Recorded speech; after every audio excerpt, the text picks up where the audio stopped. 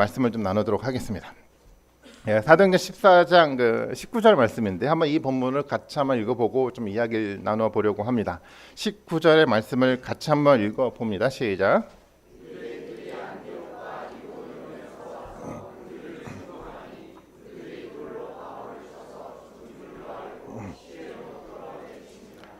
이게 심각한 얘기죠. 우리가 쉽게 읽었지만 쉽지 않은 이야기가 오늘 본문의 이야기입니다.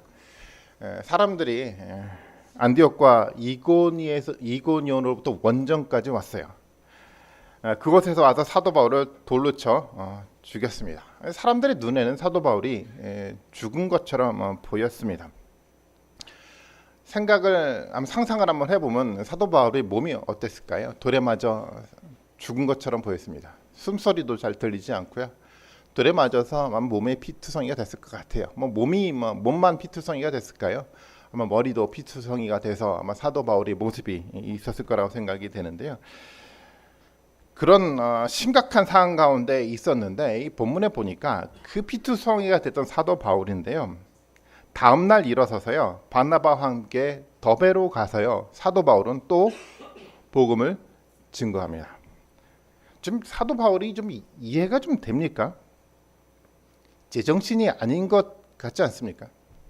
아니 죽을 상황에 놓여 있는데요. 또 벌떡 일어나서 사람들에게 이 복음을 증거하더라는 겁니다. 복음 때문에 죽을 위기가 그에게 있었는데도 불구하고 아랑곳하지 않고 사도 바울은 툴툴 털고 일어나서 또 다른 지역에 가서 열정적으로 복음을 전하기 시작을 합니다.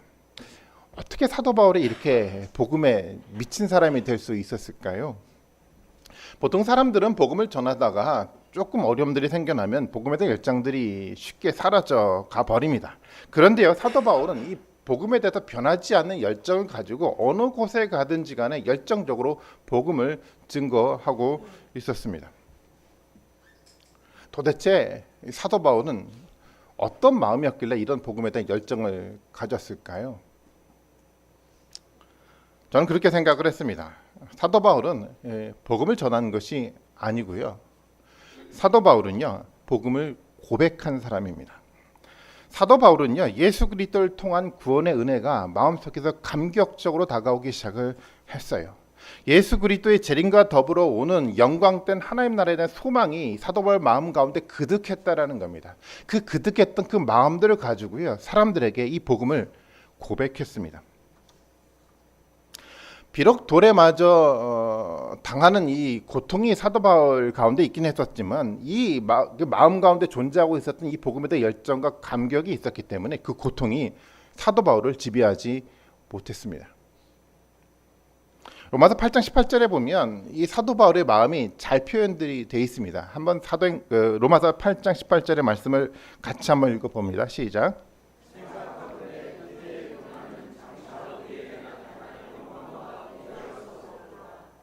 사도 바울의 고백이었어요. 이 사도 바울의 이야기가 좀 이해가 좀 되시죠? 고난이 눈앞에 있어요. 고난의 길을 사도 바울은 걸어가고 있어요. 쉽지 않습니다. 그런데요, 사도 바울의 마음을 지배하는 것은 이 고난을 통한 고통의 문제가 아니었고요. 이 마음속에 존재하고 있는 복음에 대한 감격이 사도 바울을 지배하고 있었습니다. 고난도 컸지만 그 너머 속에서 자기 가운데 다가올 이 영광된 하나님 나라에 대한 이 임재 때문에 생겨나는 감격 때문에 고통이 사도 바울 가운데 보이지 않았다라는 겁니다. 이 부분이 우리와 많은 다른 어떤 부분이라고 생각이 좀 들었습니다. 우리도 많이 복음을 전합니다. 그런데 때때로는요, 우리 마음 가운데 이 은혜를 주어졌던 구원에 대한 감격이 우리 가운데 존재하지 않을 때가 너무도 많죠. 우리는 하나님 나라에 대한 이야기를 합니다. 그럼에도 불구하고요, 이 하나님 나라가 우리 가운데 임박해 있다라는 긴장감들이 우리 가운데 사라진 지 오래일지 모르겠어요. 그리고 그 하나님 나라에 대한 열망이 우리 가운데 존재하지 않더라는 겁니다. 우리가 복음을 전하고 있을지 모르겠지만 그것은 우리의 고백이 아니고요, 단지 성경에 있는 메시지일 뿐이라는 겁니다. 이것이 사도 바울과 우리의 차이가 아닐까요? 그리고 우리는 가끔 그런 고민을 합니다. 바울에게서는 복음의 능력이 나타났는데 왜 우리에게는 복음의 능력이 나타나지 않습니까? 라는 고민이에요. 저는 이유가 여기 있다라고 생각을 하고 있습니다. 바울은요, 복음을 고백하면서 이 복음이 자신의 삶의 중심이 되도록 끊임없이 투쟁했던 사람이 사도 바울의 모습이었습니다. 복음을 위해서 살았던 사람이요, 복음 때문에 모든 사람들을 헌신했던 사람이 사도 바울이었습니다. 당연히 사도 바울 가운데는 그렇기 때문에 복음의 능력이 나타날 수밖에 없겠죠. 반면에 우리는 어떻습니까? 우리의 관심은 복음 자체에 있지 않을지도 모릅니다. 우리가 하루를 살아가면서 이 하나님께서 우리에게 주어졌던 이 구원의 은혜 때문에 우리가 얼마만큼 묵상하고 감격하며 살아가고 있습니까? 하나님 우리에게 약속했던 영광된 하나님 나라에 대한 이야기를 우리가 들었음에도 불구하고 이 영광된 하나님 나라가 우리 삶 가운데 얼마만큼 소망이 되고 고백되면서 살아가고 있습니까? 우리 삶 가운데 하나님 나라가 주된 관심이 아닐 수도 있습니다. 우리 가운데 이 구원으로 은혜로 주어졌던 구원이 우리 가운데 기억되고 있지 않다라는 겁니다. 관심에서 멀어졌던 이 복음이요, 그렇다고 한다면 우리 가운데 복음의 능력이 나타날 수가 없겠죠. 신앙생활은 사도 바울과 같이 하는 것이라 생각합니다. 첫 번째는요, 복음을 끊임없이 고백하는 겁니다. 복음을 단순하게 성경에 있는 이야기를 읽어내는 것이 아니고요, 이 이야기가 우리 가슴 속에서 고백으로 사람들에게 만들어져 가는 이 삶이 우리 가운데 필요하다라는 겁니다. 끊임없이 복음을 고백하시는 여러분들이 되었으면 좋겠습니다. 우리 가운데 주어졌던 이 구원의 은혜가 우리 마음 가운데 차고 넘쳐서 사람들 가운데 나눠져 가는 은혜가 우리 가운데 있었으면 좋겠고요, 하나님 나라가 막연하게 피상적으로 우리 가운데 생각되어지는 것이 아니라 우리 가슴 속에서 가슴 벅찬 이 마음으로 이 하나님 나라가 우리 가운데 기대되고 소망됐으면 좋겠다라는 마음을 갖게 됩니다. 그리고 이 복음이 우리 삶의 중심이 되어야 되고요, 그래서 이 복음이 우리 삶 속에서 구체적으로 능력이 나타나기를 기대하고 살아가는 그 삶이 우리의 삶이 되어야 한다는 겁니다. 바울은 그러한 삶을 살았습니다. 어떤 사람들은요, 사도 바울이 고통스럽게 살았기 때문에 사도 바울이 불행한 사람은 아니었는가라고 이야기할지도 모르겠어요. 그러나 사도 바울은 불행한 사람이 아니었습니다. 사도 바울은요, 누구보다도 가치 있는 인생을 살았던 사람이었습니다. 기독교가요, 세계적인 종교로 만들어져 가게 된 가장 중요한 계기는요, 사도 바울의 선교 여정 때문에 그랬습니다. 사도 바울은 그만큼 의미 있는 가치 있는 인생들을 살아갔죠. 사도 바울의 이 헌신과 가치 있는 삶 때문에 그 복음이 누구에게까지 전해졌습니까? 바로 우리에게까지 전해지는 하나님의 축복이 만들어지지 않았습니까? 그 누구보다도 가치 있는 인생을 살았던 사도 바울이요, 천국에 가서 아마 여러분들이 사도 바울을 만날 것 같아요. 그렇게 믿으십니까? 사도 바울이 어떤 마음으로 여러분들의 얼굴을 쳐다볼까요? 정말 행복한 마음으로 쳐다보지 않을까요? 왜 그렇죠? 정말 가치 있는 인생을 살았거든요. 그 삶 가운데 고통이 있었을지 모르겠지만 사도 바울은 그 고통에 눈에 들어오지 않았어요. 이 가치 있는 인생 속에서 주어지는 하나님 나라에 대한 그 소망과 열망들이 있었기 때문에 그 모든 것들을 극복하고 감당할 수 있는 힘이 그에게 있었다라는 겁니다.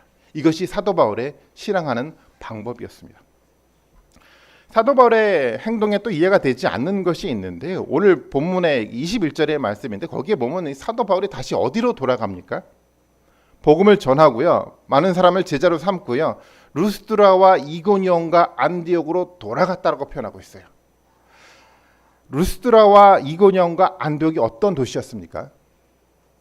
사도 바울을 돌로 죽였던 사람이 살던 곳이잖아요. 사람들이요, 사도 바울을 반대하기 위해서 사람들을 불러 모아서 선동해가지고 사도 바울에 대한 악한 감정들을 품게 만들었던 정말 나쁜 사람들이 살던 곳이 바로 그 도시였었습니다.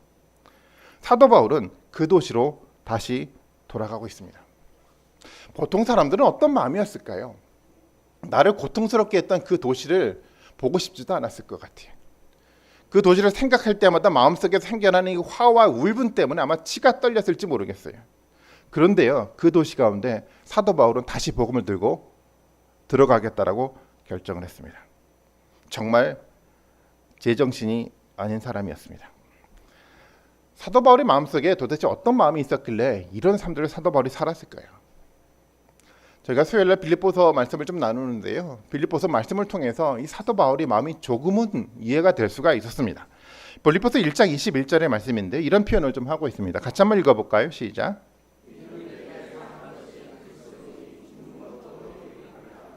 이 표현을 통해서 사도의 마음이 좀 이해가 되는데요. 사도 바울은 삶과 죽음의 문제 속에서 고민을 해요. 삶과 죽음의 문제를 어떻게 고민하냐면 나는 죽는 것이 더 유익하다라고 생각하고 있었어요. 사도 바울에게 죽음이라는 것은 실패가 아니고 끝이 아니고 완전한 새로운 영광된 삶 속에서의 새로운 시작을 의미하는 거였습니다. 사도 바울은 그 누구보다도 이 나라를 소망하고 살았기 때문에 이런 새로운 시작들에 대한 삶의 시작인 죽음을 어쩌면 사도 바울은 그 누구보다도 기대하고 살았는지 모르겠어요. 그것이 사도 바울의 개인적 입장 속에 가지고 있었던 고백이었는데 그 다음 절입니다. 1장 25절의 말씀인데 그것도 같이 한번 읽어봅니다. 시작.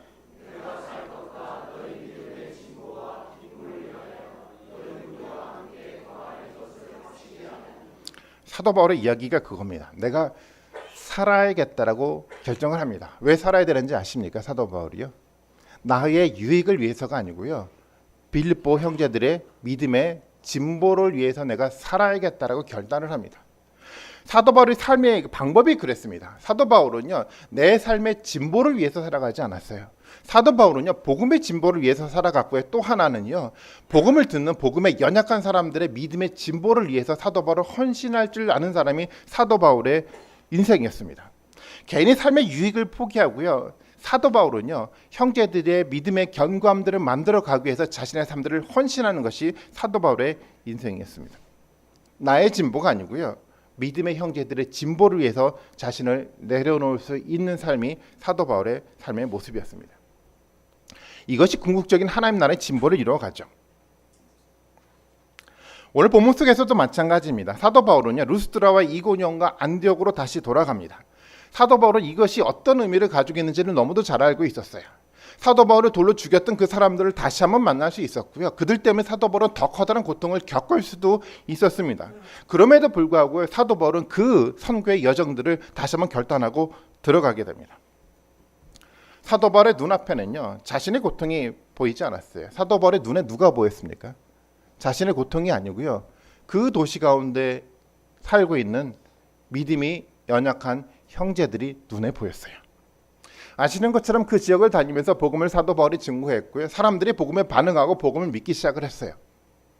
그렇지만요. 그들은 연약한 믿음을 가지고 있었거든요. 여전히 그들 앞에 놓여있는 환난의 문제들 때문에 그들의 마음이 흔들리기 시작했고 믿음이 흔들리기 시작을 했어요. 사도 바울의 눈에 뭐가 보였습니까? 자기 눈앞에 놓여있는 고통이 보여지지 않았어요. 형제들의 이 흔들리는 믿음이 사도 바울 마음 가운데 보여지기 시작을 했습니다. 이것이 사도 바울의 인생이었습니다. 어떻게 이렇게 인생들을 살아갈 수 있었을까요? 앞서 말씀을 드렸던 것처럼요. 사도 바울은 끊임없이 복음을 고백했던 사람이었습니다. 끊임없이 이 구원을 주셨던 하나님의 은혜에 대해서 끊임없이 고백을 하고요. 하나님 나라에 대한 고백에 끊임없이 사도 바울 가운데 끊임없이 고백이 되어 가고 있었기 때문에 그의 삶들은요. 이런 삶들을 살아갈 수가 있었습니다. 오늘 우리의 모습과 사도 바울의 모습이 많이 비교가 되지 않습니까? 저는 우리의 모습을 사도 바울의 모습과 한 번 정도는 비교해 볼 필요가 있다라고 생각을 합니다. 그래야 우리 신앙이 객관적으로 드러날 수 있기 때문입니다. 우리는요, 비슷한 사람들끼리 같이 살아가고 있습니다. 우리는 비슷한 생각을 하고요, 비슷한 경험을 하는 사람들끼리 같이 모여 살아갑니다. 그래서요, 우리는 때때로 우리 자신의 객관적인 모습을 보지 못할 때가 너무도 많아요. 다 비슷하니까요. 내 자신의 모습이 잘 드러나지를 않아요.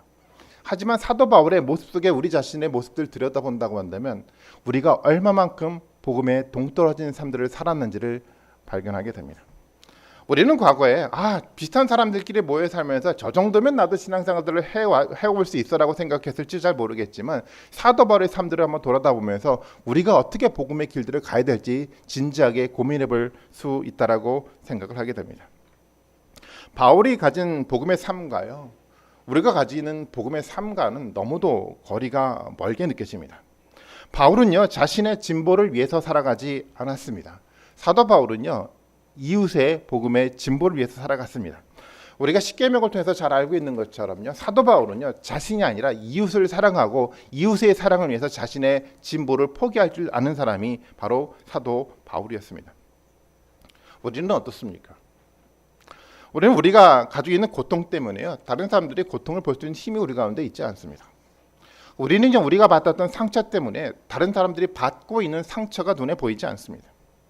우리는 우리 자신이 중요하다고 생각을 하기 때문에, 그래서 내가 먼저 서야 된다라고 생각하기 때문에 다른 사람들을 돌아다 볼 수 있는 힘이 우리 가운데 있지 않습니다. 자신 때문에 다른 사람들이 눈에 들어오지 않습니다. 기도할 때도요, 내 문제, 고통의 문제들 때문에 다른 사람들을 위해서 기도할 수 있는 시간과 힘이 우리 가운데 존재하지 않습니다. 자신을 희생하고 다른 사람들을 위해서 결단하는 사람들 살아본 적이 없으면서 우리는 신앙생활을 해왔다라고 이야기하고 있는지도 모르겠습니다. 복음의 삶은요, 자신의 삶에 짜투리 시간들을 내서 다른 사람들을 돌아다보는 것이 아니고요. 복음의 삶은요, 자신의 가장 소중한 시간들을 나누어서 다른 사람들을 돌아다보는 것이 복음적인 삶입니다. 빌립보서 2장 3절과 4절의 말씀에 사도 바울의 마음이 잘 표현이 되어 있습니다. 같이 한번 3절과 3절의 말씀을 같이 한번 읽어봅니다. 시작.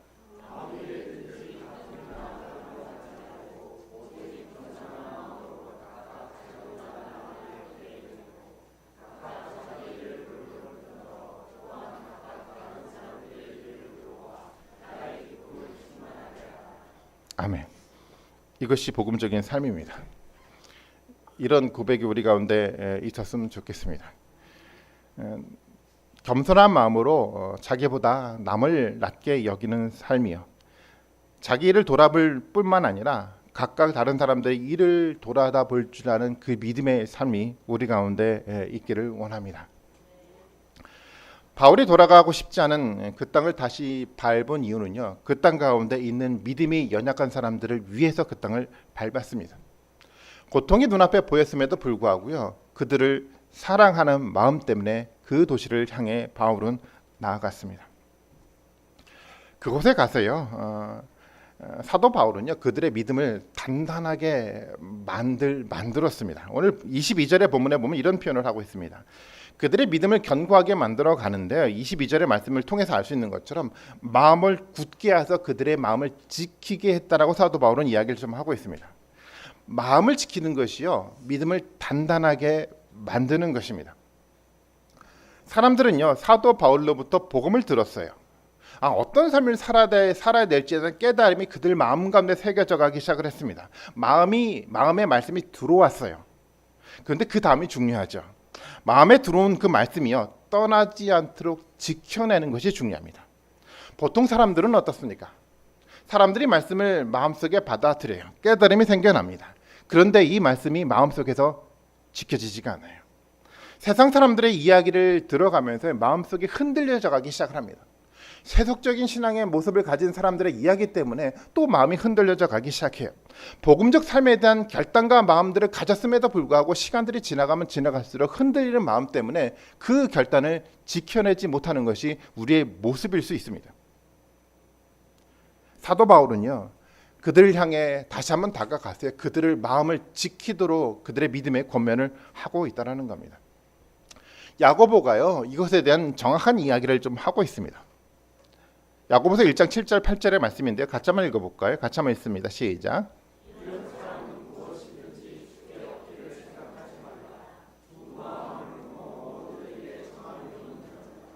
야고보도 동일한 이야기를 합니다. 사람이 두 마음을 품은 사람이 있대요. 하나님의 말씀으로부터 온 마음이 내 마음 가운데 존재하는데요, 또 어떤 마음이 있습니까? 주변 세상 사람들의 이야기 속에서 돌려지는 마음들도 있어요. 두 마음이 끊임없이 우리 가운데 갈등을 하고 있는데요, 야고보는 그렇게 얘기를 하고 있어요. 두 마음을 품어 모든 일에 정함이 없는 사람은요, 하나님께 아무것도 받을 수 없다라고 합니다. 말씀을 통해서 주어졌던 마음이요, 그 말씀을 통해서 주어졌던 하나님 나라에 대한 열망의 그 마음이요, 이 두 가지 마음이 우리 가운데 공존한다고 한다면 이 하나님에 대한 마음들이 우리 가운데 사라져 버리게 됩니다. 하나님 나라가 우리 마음 가운데 주어지지 않아요. 그래서 사도 바울은 다른 그 무엇이 아니라 이 마음을 지킬 수 있도록요, 그들을 향해 나아가고 있습니다. 빌립보서 4장 6절과 7절의 말씀에 보면 그래서 사도 바울도 이렇게 기도하라라고 얘기를 하고 있습니다. 6절과 7절을 같이 한번 읽어봅니다. 시작.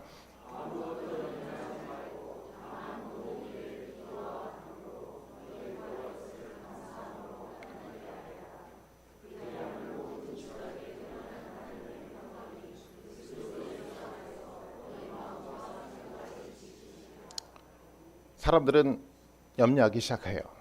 사람들은 마음이 흔들리기 시작해요.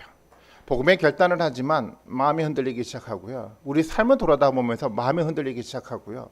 교회를 들여다보면서 마음이 흔들리기 시작해요. 사도 바울은 이야기를 합니다. 그럴 때마다 모든 일에 기도와 간구로 하나님께 감사함으로 아뢰라라고 얘기를 하고 있어요. 기도할 때 하나님 우리의 마음을 지키신다라는 겁니다. 우리 가운데 염려가 생겨나고요. 우리 마음들이 두 마음이 품어져 가서 우리 마음 가운데 흔들림이 있다고 한다면 하나님께 기도하시는 여러분들이 됐으면 좋겠습니다. 교회를 바라보는 것도 그렇고요. 우리의 삶도 마찬가지라고 생각이 됩니다. 하나님이 세운 교회는요. 하나님이 이끌어 나갑니다.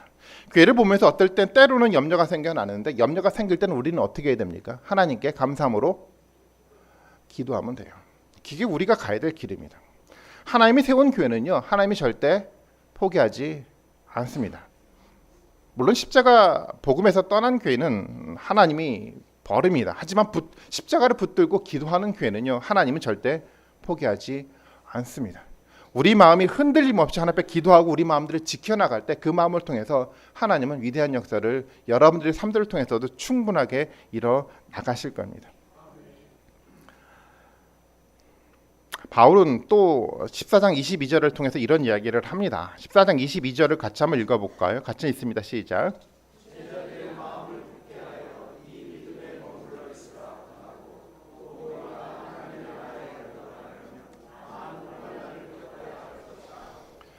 사도 바울의 이 당당한 모습이 좀 보여집니까? 본문을 통해서요.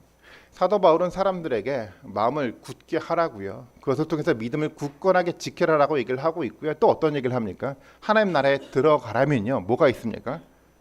많은 환난을 겪어야 한다고 합니다.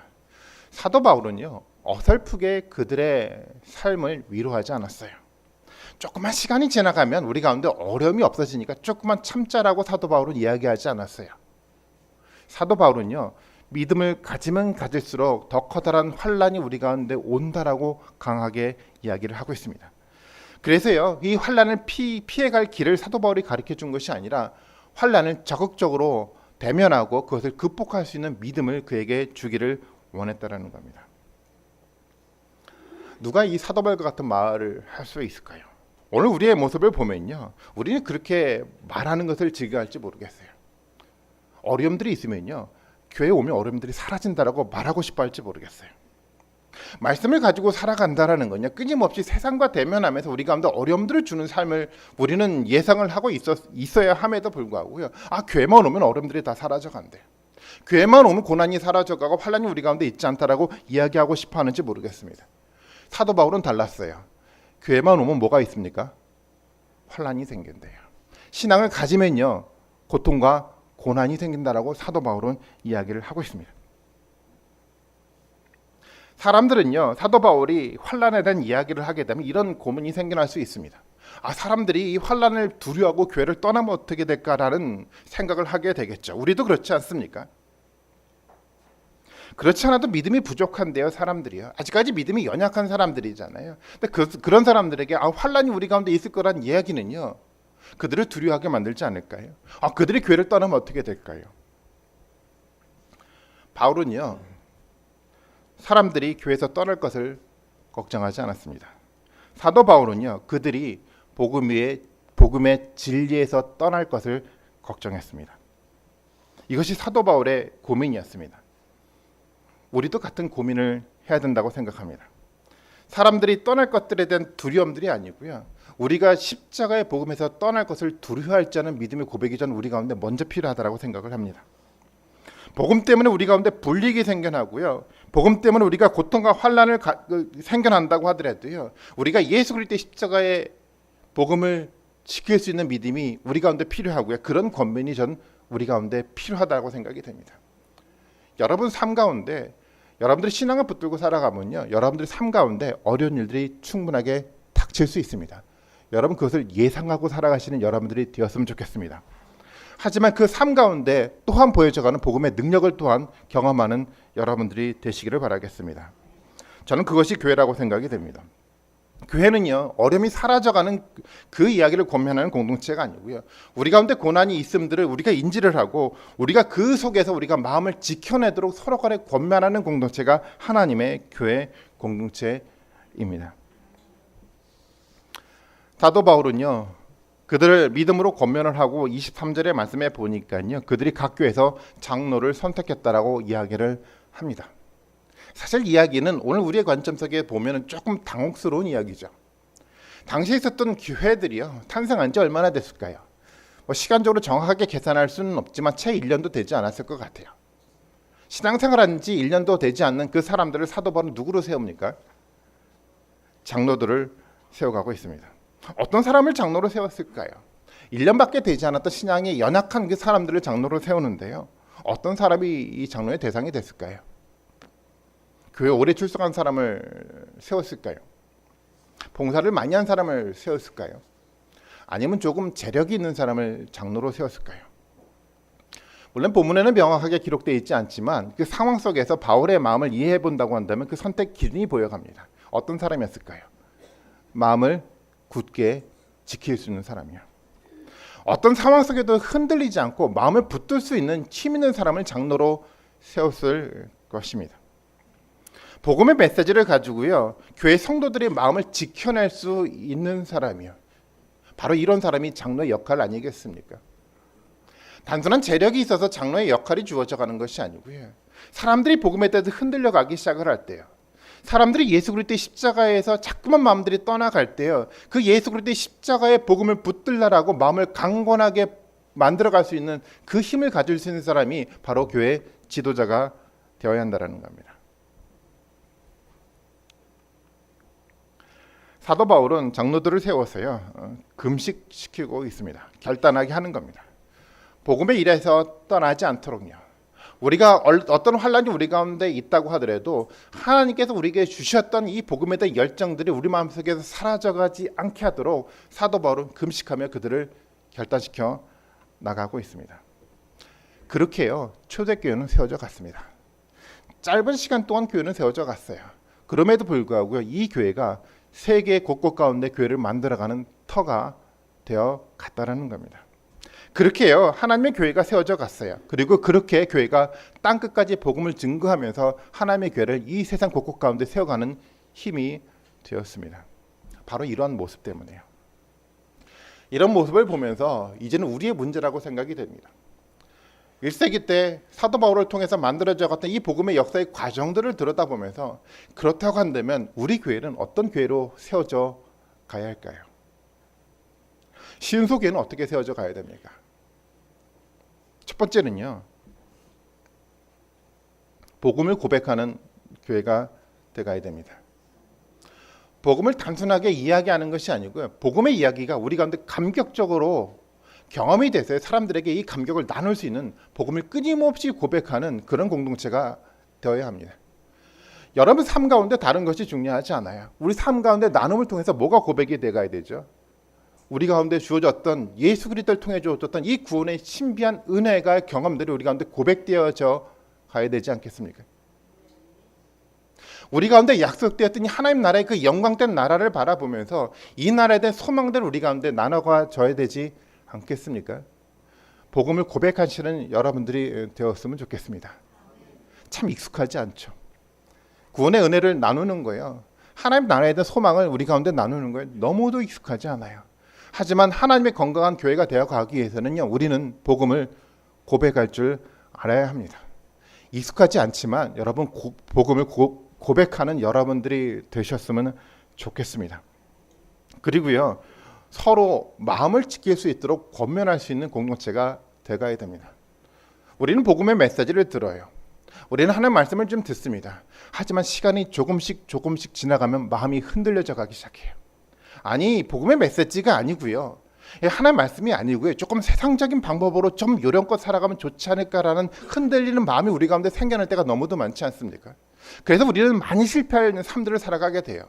그럴 때요, 우리는 서로 어떻게 됩니까? 마음을 강하게 붙들도록 권면할 수 있어야 됩니다. 특별히요, 지도자들은요, 특별히 지도자들은요, 다른 것을 말하는 것이 아니고요, 이 복음에서 떠나지 않도록요, 말씀에서 떠나지 않도록요, 예수 그리스도 십자가에서 떠나지 않도록 마음을 지킬 수 있도록 권면할 줄 알아야 됩니다. 오히려 더 세상적인 이야기를 가지고 사람들을 혼돈하게 만들어가는 그 일이 아니고요, 복음의 마음을 지킬 수 있도록 우리가 서로 간에 권면할 수 있는 공동체가 우리 공동체가 되어야 합니다. 세 번째는요, 환난을 두려워하지 말아야 합니다. 우리 가운데서도 당연히 어려움이 생겨납니다. 하나님의 교회를 세워가면요, 사람들과 사람들 가운데 생겨나는 갈등으로부터 오는 여러 가지 어려움들도 생겨나고요, 우리 삶의 환경 속에서 생겨나는 고통과 고난의 문제가 당연히 우리 가운데 생겨날 것입니다. 두려워하지 말고요, 피해가지 말고요, 그것을 믿음으로 극복해 나가는 여러분들이 되셨으면 좋겠습니다. 극복해 나갈 때 복음의 능력이 우리 가운데 역사할 수가 있습니다. 우리는 끊임없이 성도를 향해서 중보할 줄 알아야 합니다. 나의 문제뿐만 아니라 다른 형제들의 마음을 돌아다 볼 줄 아는 여유가 우리 가운데 필요로 합니다. 하루를 살아가다 보면 우리는 너무도 분주하게 살아가지 않습니까? 하루를 마치고 우리 삶들을 돌아다 보면 어떻습니까? 오늘도 너무도 바쁘게 살았어요. 오늘도 내가 해야 될 일이 너무도 많아요. 그 틈바구니 속에서 우리는 또 다른 형제들의 모습을 만들어갈 수 있어야 합니다. 우리의 자신을 위해서도 소중한 시간이기는 하지만 또 다른 형제들을 위해서도 정말 그 소중한 시간들을 나눌 수 있는 힘이 전 우리 가운데 필요하다라고 생각이 됩니다. 그것이 교회겠죠. 여러분들의 삶들이 나뿐만 아니라 다른 사람들을 돌아다 볼 수 있는, 그래서 다른 사람들의 마음을 지키고 믿음을 굳건하게 지키게 만들어갈 수 있는 믿음의 협력이 우리 가운데 있을 때 하나님의 교회는 세워져 갈 수가 있습니다. 그런 모습으로 우리가 만들어져 간다고 한다면요, 적어도 우리의 삶은요, 하나님이 인정하는 가치 있는 인생이 될 겁니다. 세상 사람들은 뭐라고 평하는지 별로 중요하지 않아요. 하나님은 우리를 인정하실 겁니다. 적어도요, 우리가 하나님 나라 갔을 때 정말 그 가치 있는 인생들이 어떻게 사라져 갔는지를 여러분들이 충분하게 목도할 수 있는 축복이 여러분들 가운데 주어질 것입니다. 그런 마음대로 세워져 갈 때 이 시온서 교회가요, 땅끝까지 복음을 증거할 수 있는 하나님의 위대한 교회가 되어갈 수가 있습니다. 복음 앞에 세워져 가는 우리 모습이 되었으면 좋겠습니다. 예수 그리스도의 십자가 앞에 세워져 가는 하나님의 교회가 되었으면 좋겠습니다. 우리 가운데 생겨나는 어떤 어려움들도 충분하게 같이 믿음의 동력으로 극복해 나가면서 정말 하나님의 위대한 복음의 능력들을 우리의 삶의 현장 가운데 만들어가는 정말 도전적인 삶들을 살아가는 우리 모든 성도 여러분들의 되시기를 주님의 이름으로 축원드리겠습니다. 같이 한번 기도하시겠습니다.